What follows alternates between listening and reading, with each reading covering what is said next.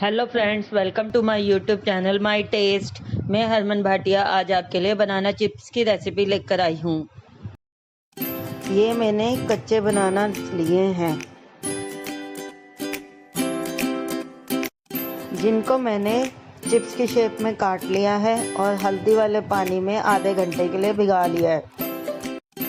अब मैंने एक तरफ कढ़ाई में तेल गरम करने रखा है। इसमें हम अपने चिप्स को लेकर फ्राई करने के लिए डालेंगे।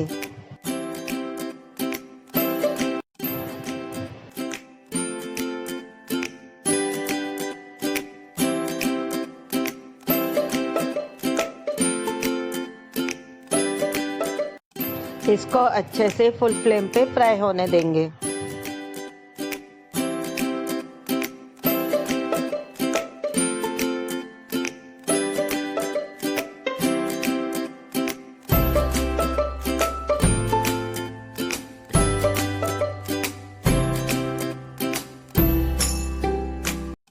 ये अच्छे से फ्राई हो गए हैं। अब हम इनको प्लेट में निकालेंगे।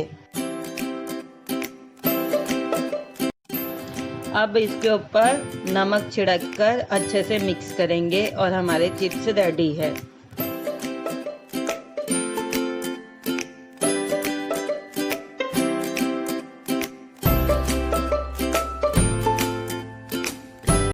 Thank you for watching my video. Please like, share and subscribe my channel My Taste, and don't forget to press bell